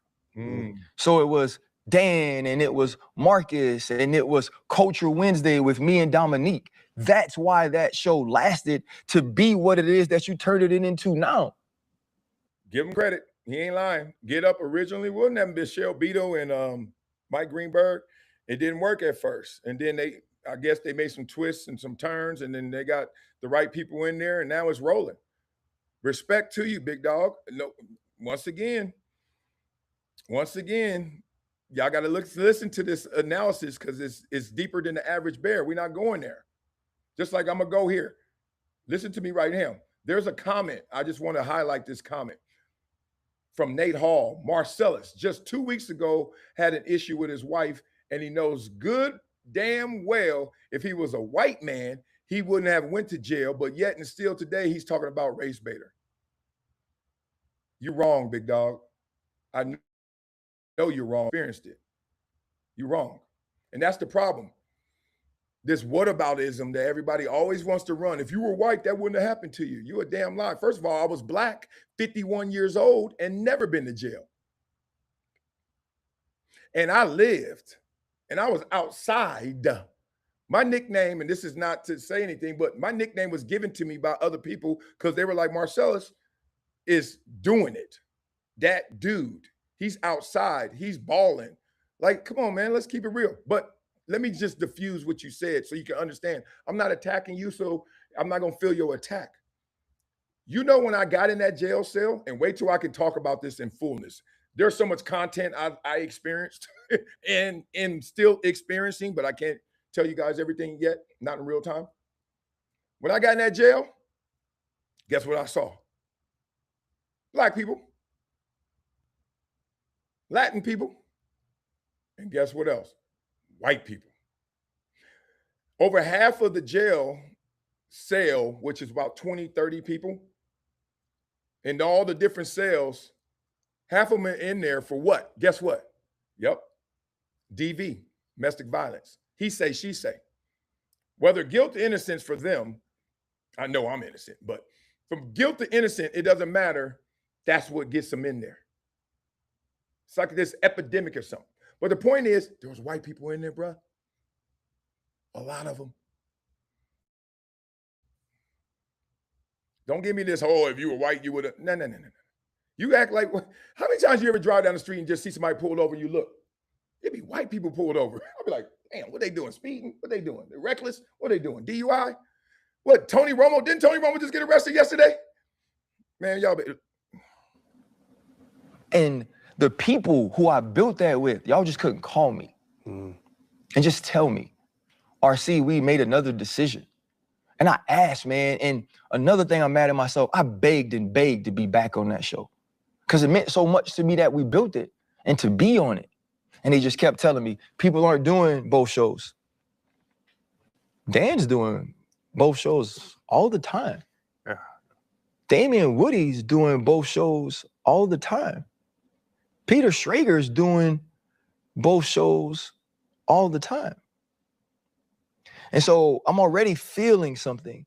And you go into that Friday, and Greeny had said, and Peter had exchanged a couple of times that neither one of them ever played. Mm-hmm. And we're talking about CeeDee Lamb. And I tried to be very thoughtful in the way I approached it because I wasn't trying to say you don't have an opinion in play. I was trying to say you have a different opinion because you didn't play. And maybe I didn't get that across in the right way. See, this is the lack of accountability. Just say it, Ryan. You know you didn't say that. You felt that. You probably intended to say that. That ain't what came out. Shout out to Super Chat Sin here, who says he knew he was fired after Peter's story off camera. Yeah, he gonna talk about it. Right? I can accept that. But then he raises his voice at me. He's like, don't belittle me and this and this. And in the moment, I'm like, I'm on TV. I'm not gonna have that back and forth. Let me be calm. Let me de-escalate this. And let me truly explain what I mean. That the in-helmet perspective is different than the out-of-helmet perspective. And so we get in the break, man, and I walk off, right? Because I'm upset because I'm knowing what's going to happen because he said I belittled him and he raised his voice at me. And he's like celebrating the segment like it's a great segment. But I'm already knowing the person who loves you don't love me, and they make decisions here, and we just had that happen. Yeah. And while he's celebrating, I'm just telling him, like, man, like, don't effing disrespect me like that. Because I'm knowing what's going to happen. Now, at this point, I'm standing over here, right? I've gotten out of my chair, which is 2 away from him. I'm standing over there. And obviously, they recorded and they showed me the video. And I'm talking to people who've been there for 12 years, man. And they like, we thought you were going to get aggressive. What? The person you've been knowing all this time who never did anything, who's never had an altercation here, was going to get aggressive from over there? So now you're trying to paint this angry black man trope of me that you know is not true, but I'm starting to feel the narrative. I feel what you're doing. You get me on the phone and people are telling me you gotta work better with people. Work better with who? Everybody I work with loves me. Like real talk. Everybody I work with, they F with me the long way. Wow. That is fascinating. And we ain't even got to the end part. We're getting close. We're really close. He's going to go there. That's fascinating. He got caught, and everyone gets caught with this, that implicit bias, right? That, oh, I was just making sure you weren't going to do something. He's like, do what? And that is real. As a black man, that is real. And I got it double because I'm big and black. I know it's real. Now, explicit, I don't deal with it. I haven't never had to deal with any racist incidents explicitly. But implicitly, absolutely. And I've had to deal with, right now, I'm dealing with implicit genderism. Be a man trying to be not only the image of a best husband, but a best dad, right? They'll take the mom no matter what and say a word or her custody. That's what it seems like in general we've thought of, right? The dad, good luck, it's an uphill battle. So yeah, implicit bias, and that's so tough for Ryan because I know Ryan is actually a good dude. I see him. I met him when he literally started at ESPN, so he ain't gonna never get me off of that. I'm not gonna ever lose my respect for you. I saw the grind, I saw the journey, and I also saw the pivot. But Ryan, don't lie to yourself. Everybody you work with does not like you. You want to know why? You want me to show you my phone of people that you do work with, and then you want me to type in Ryan Clark? They're going to say, I know people that don't like you, that you have worked with. And guess what? This ain't calling you out. You know people that I work with that probably don't like me. I doubt it, but no, in all seriousness, some people just don't rock with you. They may be apathetic. They're like, yeah, he cool. Or they like, he's amazing. But you don't get that. People don't speak up when they hate you. They just don't rock with you. They just don't roll with you. Don't be ever that blind to you. Everybody I know love me. You better keep looking. Like, I ain't the best teammate. Hell, Jason Kelsey called me just to tell me that. Wow. And so I was just seeing the narrative that was being pushed and seeing the way it was going. And then even that, much like what happened with Outkick, they leaked that video.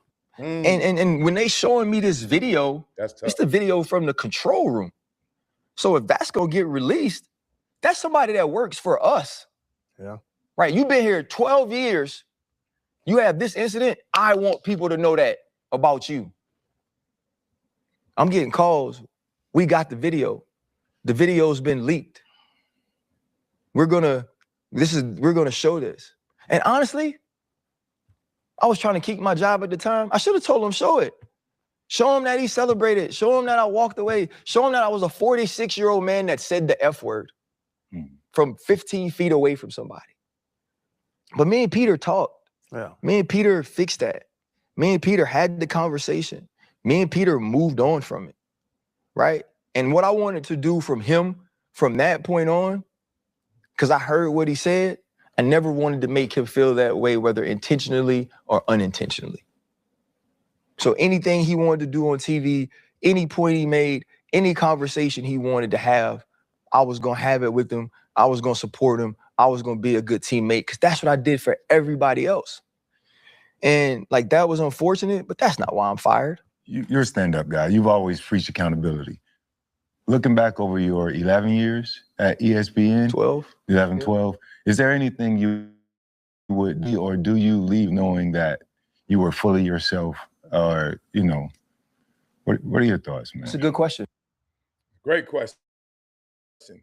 I'm just trying to break this up to keep the fair use going. So sometimes don't be thinking, oh, Marcellus talked too much to the damn video. I saw somebody say, I will never watch Marcellus live because when he starts talking too much, I can't skip it. That's a good comment. I'm long-winded. So what? All right, let me live. The race hustle is just a hustle, man. It just is. And it's not like it's not in good intention and well spirit, great spirited. It's a great spirited conversation. But boy, I want them to have impact. Man, I know too many community, like we all do. Now, I'm not by myself in this viewpoint.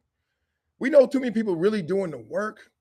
And let's just magnify that, amplify that instead of acting like we doing something when all we doing is talking. Like, come on, man, let's do some work. It depends on when you ask me. You know? Like you asked me. Here we go. Like when I see people in public, like OGs and like aunties and stuff, and they tell me they proud of me, and they proud of like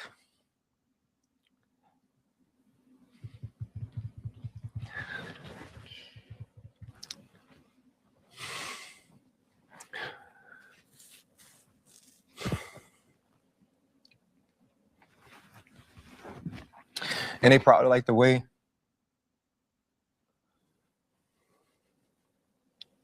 I represent the community. Yeah. I wouldn't change anything.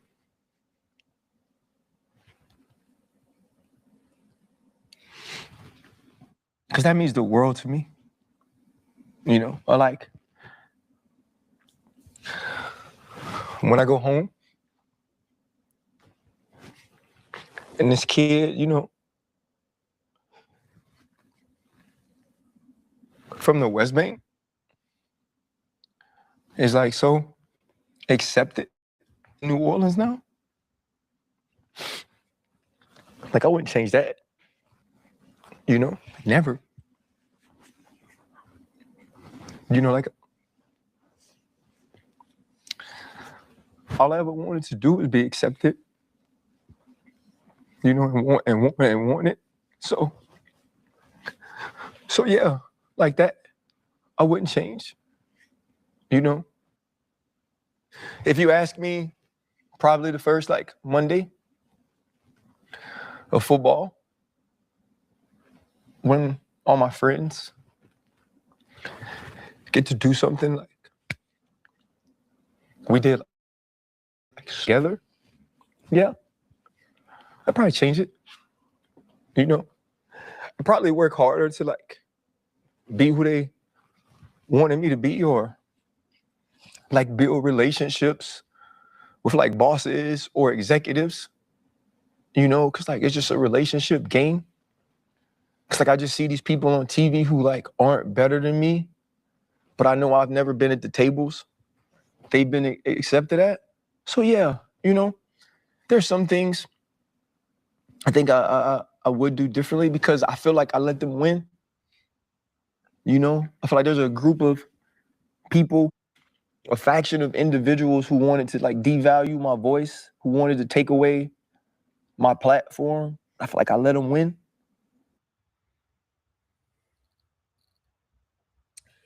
Oh boy, I'm conflicted right now. But I'm not going to lose sight of the main thing. And as emotional that was for Ryan, I got to stay course and stay compelled to the main thing. And the main thing is, Ryan, you were given an opportunity and you took it and ran. And you ran where you wanted to go. And it went where it had to go, and it went where it went. And the reality is now that you're fired,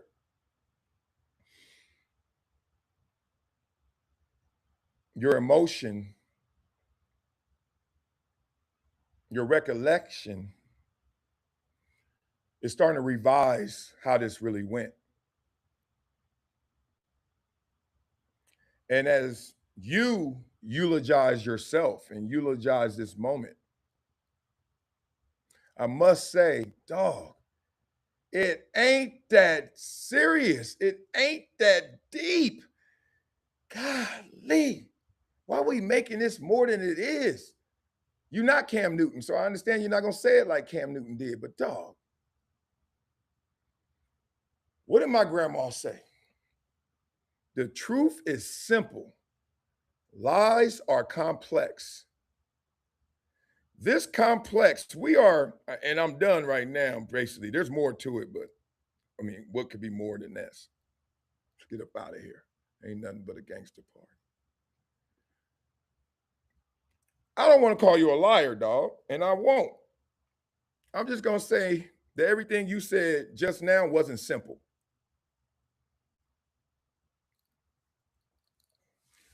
Get over it, Ryan. Not that you can't cry, because you should cry. Trust me. There's some topics I could do right now that's happening in my real life that make me cry right now. And I don't want a single person to think it will be fake. In part, why I'm not going to go there, because I know I'm going to go there if I go there. And this is one for Ryan. So let's respect that. But that's still separate from your recall. And let's wrap this all together in one big thesis. Men, stop being feminine. You get knocked down. Ryan, you played football as well as I did, if not a little better. I said you played a little better. Some people come back at me like, I don't know, Wiley. Any way it go, you balled out. You got a championship. You didn't have a perfect season, but you got a championship. You got knocked down before, Ryan. You got your ass up and balled out. Mr. All-Pro. Get up, dog.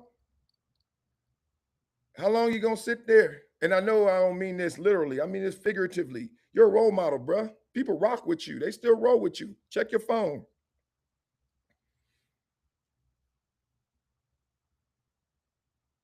Man up. Toughen up. People always want to be tough, but they don't want to go through nothing tough. How you gonna be tough if you ain't went through something tough? You're going through it. It feels like you're hell. Go through hell. Keep going. You'll prevail. Go through hell. Keep going. You'll prevail. It's facts. Facts. All right. Beat up in the comments. Let me know what you think about that.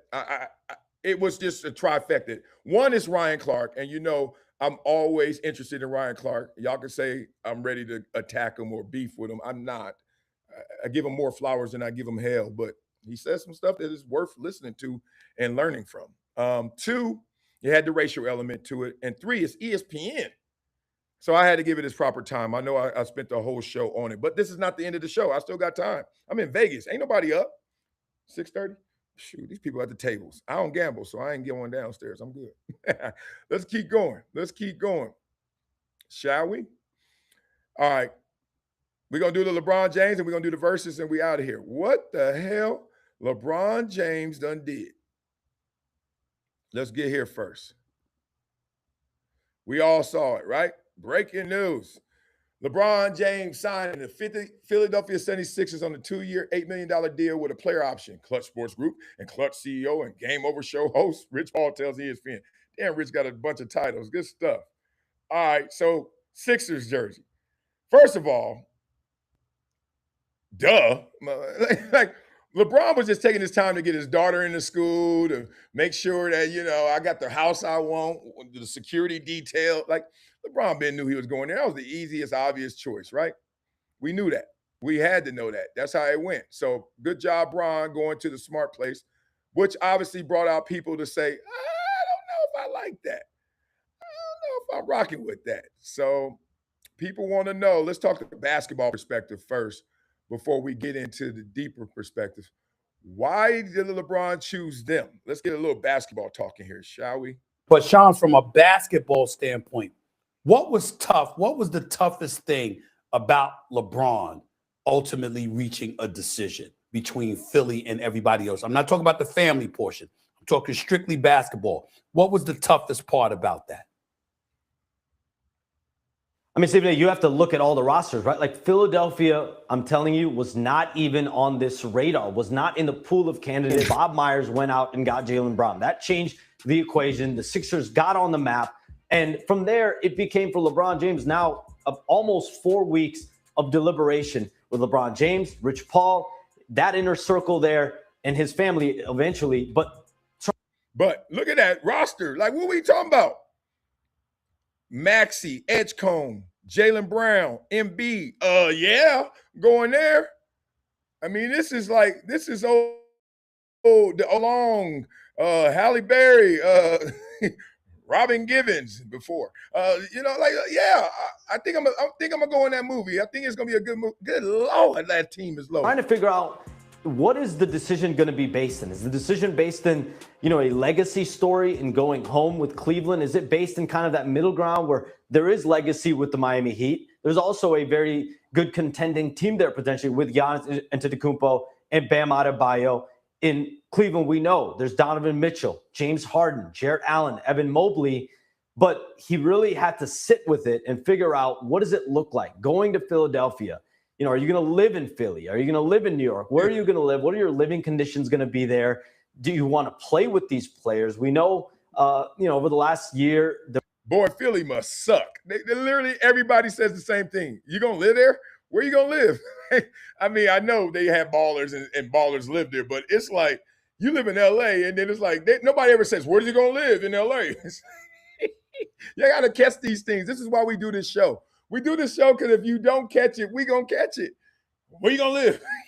On the cracked Liberty Bell? The bell is even cracked out here. There was a back and forth with Jaylen Brown and LeBron James. They seem to have patched it up in their public comments, and I know those two sides have had some level of communication, whether it's Jaylen Brown to Rich Paul, or in some form or fashion, there being communication between all of those sides. And so LeBron James was able to make a decision in figuring out where he feels like he has the best chance to win a championship and compete at a high level. And so today's decision, if anything, is LeBron James making it clear that he wants to go play his 24th and potentially 25th season in Philadelphia because he believes the Sixers have a better chance to win a championship than the Cavaliers and the Miami Heat. We'll see how it goes. But listen, that starting five, my phone is blowing up with people stunned about this decision for LeBron James, because you look at that starting five, jeez, it's going to be as formidable, if not the most formidable starting five in the NBA. I contend ever. Like, give me a start. All right, beat it up in the comments. And I know that was hyperbolic, what I just said. Give me a starting five that's better than the one we just saw from the Philadelphia 76ers. Where are we going to go back to the Lakers and the Celtics? Because you got to remember, if you even bring up Jordan's Bulls, they always had like one guy, like, I don't know. It was like their point guard, or like sometimes even their, not Rodman, but Horace Grant. You know what I mean? Like, you know what I mean? Bron, stop playing with these people. That is insane. Let's get some more comments. Let's get some more people. Okay? I know a lot of people want to talk about it. Lego. Oh, Barkley. I want to hear Barkley talk about it. He's going to yet another team, a different team, a fourth team to win the championship. What would your thoughts be about that? Well, I think, number one, it would be incredible. But the number one knock on LeBron for older guys like myself has always been, yo, man, you always stacking your team. He stacked it in Miami. He stacked it in Cleveland. He stacked it in L.A. Now he's stacking it in Philly.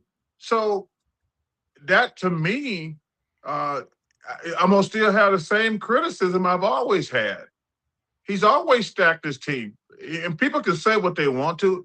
I've always told people LeBron's the third best player I've ever seen behind Michael and Kobe. When you're dealing with LeBron and the Stepford wives, if you don't say he's the greatest, you could put like blasphemy. His crew, I know. If they're like Stepford wives. You have to say he's the greatest. He can't be the second. He can't be the third. That's why I call them Stepford wives. Even the men are Stepford wives.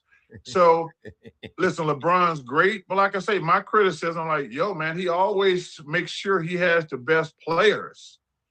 And one of the reasons I always give Michael the advantage is Michael got his head beat in by the Pistons and the Celtics before he finally like, no, I'm gonna get bigger, stronger, faster.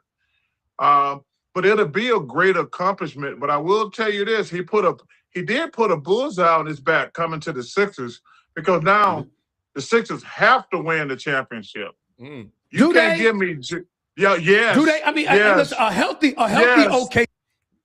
Hey, when you go to the loaded team, you know that those expectations are loaded too. Like the poly market and all that. Like, yo, he ain't lying. If LeBron doesn't win this year, and LeBron knows this, so he signed up for this, so he ain't gonna duck from it. And I don't want a crying video at the end. I don't need a victimhood video of like it was so like, and I don't expect it from LeBron. But I expect you to go get that thing, go get that ring. See, I don't think they'd be favorites against a healthy OKC. I think they got to come out of the East, but I don't think they'd be a favorite against a healthy OKC. Oh, or Spurs. I didn't. Okay. I'm just saying, him coming to a stacked team. He's saying you have to win. I'm also saying I don't think you go win. That's what he's saying. Like the other teams are better.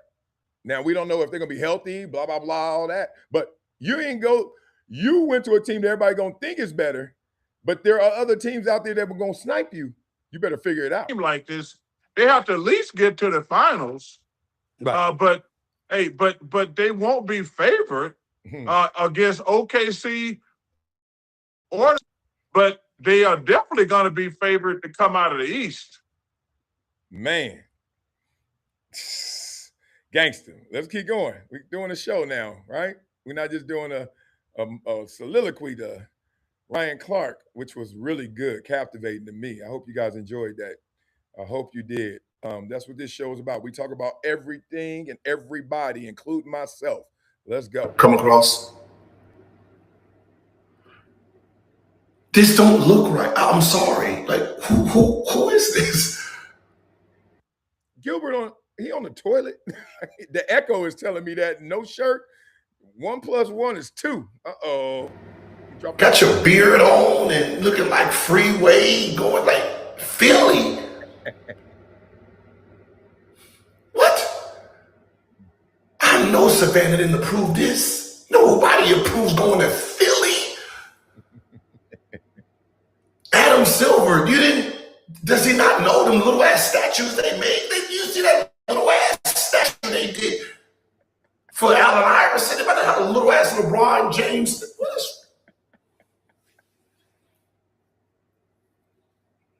Yeah, brother.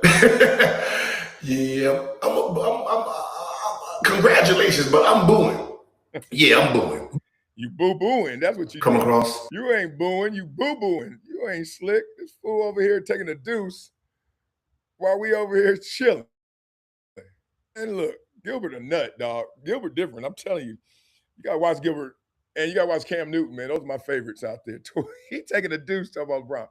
I will say this. I knew it was the best basketball decision to go to Philly. And I also knew that it's probably going to make it even tougher to go to Philly, because who in the hell wants to sign up for that if you're LeBron? And this is this is not even first world problems. This is like LeBron problems. Philly, you just left the Lakers. You got forced to go to Cleveland the first time, your first 7 years. You got a chance. When you got a chance to choose, I'm going to Miami because I can make it happen down there. My boy D Wade said, Wade County ready. And then you get to choose again, and you said, man, Dwayne getting a little notch off, just a slight drop. More importantly, Kyrie is insane, and he's where I'm from, and I owe it to him. So let me go back home and go do that, right? It's easy to go back home when now you wear the pants. You ain't going back home to living in your mom's basement. You ain't going back home to be like, oh, I need some help. You going back home, you're like, yo, I got this. Right? You the man. You paying the bills now. That's your house. And you win. Then you get to choose again. Guess what you choose? LA. So when you really had these choices without that pool of hometown discount and home love, when you ain't get yanked on, oh man, you got to make sure you take care of your family, your roots, and your home. When you had a chance to just think and have freedom, true freedom away from home, where'd you go? Miami, LA. We talk a lot. We all do the same shit. I'm in Vegas right now. I'm done with club life and all that, so don't trip. I ain't out here acting like that. I'm going to the pool every day, letting his belly hang. Yes, I am. It's a problem too. Oh man, but he had a chance to choose Miami, LA, and now you got to go to Philly. It is. It is. All right, let's go into this last topic real quick. YG 400 and the game. What an amazing time. Let me break this down to y'all to the very last compound. So I don't know if y'all know, but I went to the Versuz. And let me give it to you like this. I went there. My boy, shout out to Jabari. That's Jabari on the right with me. I told you I was going to wear that shirt. Then I told you I wasn't because it was too big. But then I was like, oh, that's going to make me look small. Well, it made me look like the granddaddy uncle I am. I don't know what the hell I am. Somebody said, LA people can't dress. And I was like, I know I can't dress. But y'all can see on the left this is the set before they started. You know, it's dope. Look at this. Shout out to my boy Leonard Jefferson. He made this car. He used to work at 310. Y'all remember 310? Yeah, he used to be one of those dudes there at 310. Love that dude. So the Impala come out the back. Good. So free game. Let me turn the music down. This is what happened. This is what the set. Oh, I didn't even show y'all enough. The set right there. You see the crowd. I would say 200 people there max. 200 people there and 197 bloods. It was 200 people in there and 197 bloods. All right. So my boy, shout out to Hometown Heroes. My cousin Clarence Wright. Check out the website, Hometown Heroes. You got to, because he got the sickest shirts. Now, I'm going to get another one that's smaller so you can see how it really fits. It's sick. But he got all these dope, like real, like LA kind of cultural, hip-hop, just dope stuff. Anyway, all right. So that's us. We getting ready. I gotta download my Meta glasses. When I download the videos from my Meta glasses, I know one thing. It was 197 bloods there, but they all wasn't dudes. There was so many pretty girls there. I'm like, these bloods keep these pretty girls. Stop, whatever. They were, I mean, it was every hood in LA that wore red. It was insane, but it felt really safe, peaceful, love, and give YG and Game credit for that because they made sure that they crews, they boys, to see the blocks. You know what I'm saying? You know what I'm saying? They were all just cool. And look, them Bloods always have a little different unity than the Crips. There's so many Crips that they got to bang against each other. Them Bloods be chilling mostly. So it was a good vibe. It wasn't like, oh, but let me show you this. It kept going though. It was crazy. So I'm in there chilling. And then last thing I'm gonna break down is I want to break down this. So they play the songs, you know, all that. Songs are going crazy. Going brazy, I should say. Boy, I used to go to school with cats who used to act like that. They make B words C's, C words B's. And I'm like, yeah, I wore capri pants in there. Shout out to Slick 1020. Dog, I wasn't going to get banged on. I didn't want to wear that shirt and the Compton hat. And then somebody said, hey, blood, where you from? I was like, man, look at these pants. You know I ain't from nowhere. So I wore those. This was hype. Let me see if they shut us down for it. This was my moment.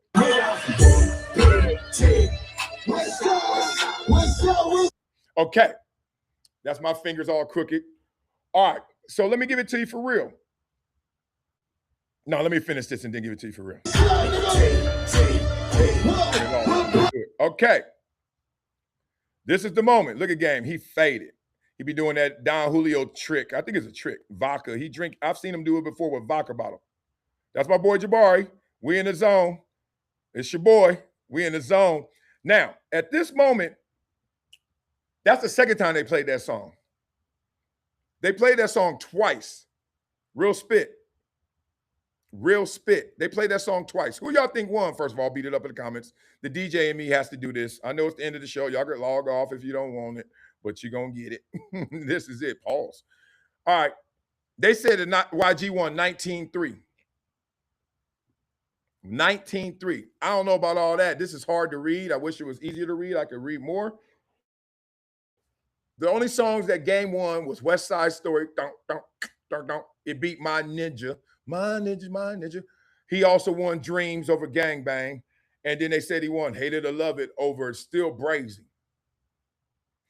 But the highlights of the show, let me give it to you for real, was a few things. One, when they started off, they said, who gonna go first? And y'all game like, I'll go first, bud. I'm going first, bud. And he come out and he do a rap song. Like it was a rap song, right? And YG, genius. He genius. You know what he did? He put the song everybody was waiting for. Everybody was waiting for BPT. Everybody on the internet. When this come on, it's gonna be crazy. When this happens, it's gonna over. And he put it on. And when he put it on, it didn't hit as hard as it normally hits because it was so early. It's the first song. But it was genius. Because then he set the tone, one, ran back that kickoff. And then you like hype, but you're not as hype as you usually are when the song on because it's too early. Imagine you go to the club and as soon as you walk in, your favorite song come on. You run into the dance floor or you just like, man, why are you playing this shit right now? Right? So then you go there, you keep going. He killing it.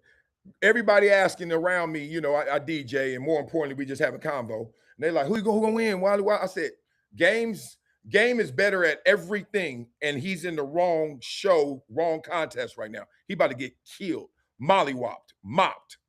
He gonna lose to YG because I DJ. I know all the songs. There's an energy. People who don't DJ don't know about the energy quotient. Energy quotient is when you play a song, how much does it make you? It just grabs you. And it ain't the same as BPMs and fast songs. It ain't that. Energy. Right? So energy is this. Like, you can play Deep Cover is one of the hardest songs ever. Doom, doom, doom, doom. I can feel it. Boom, boom, boom. Look how it's chopping. And then you put on BPT and you go, I don't know, bang, bang, bang.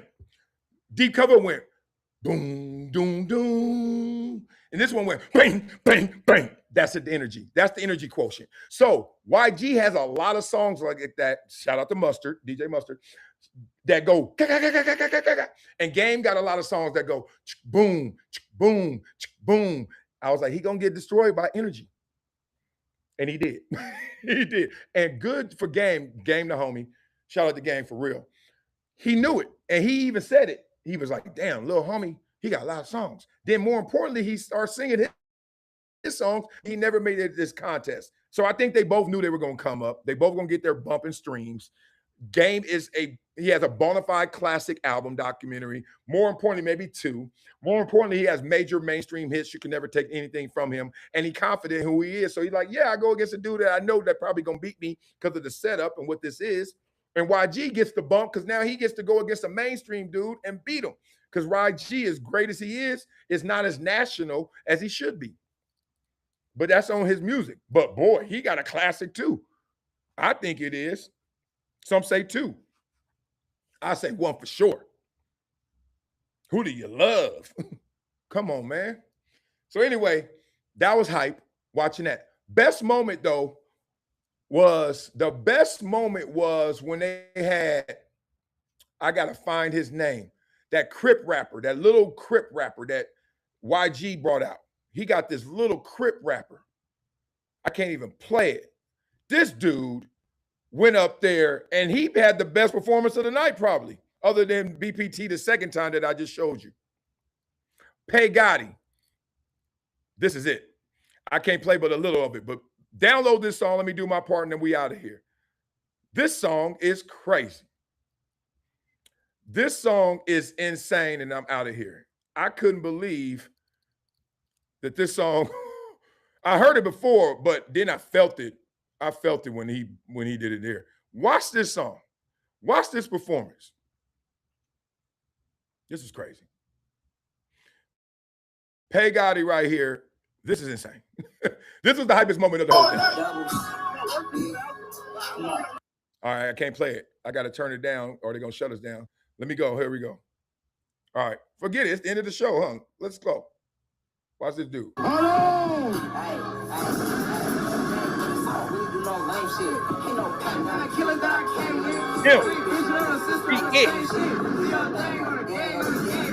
He it. I don't care what y'all. I already know when I know it when I see it. Him. Look at vision. That's my dog. Look at that. All right, enough of it because it don't even sound great as it was then. Let me tell you, the first time I met Game, when I'm out, I got to give you a story. Game had a rep. He was going around Hollywood rapping. So I'm out like in 2001 or 2, somewhere around that era. This is me in my heyday. I'm outside. And I'm at this club in Hollywood. And Suge is there too. I told y'all that story, that version. But let me tell you about Game. So everybody kept telling you like it's some dude out here that could really, really rap. And he be at the club just rapping. So I'm like, all right, you know this in like legend and story, but I ain't seen him yet. They say, oh, he's from Compton too. I was like, oh, all right.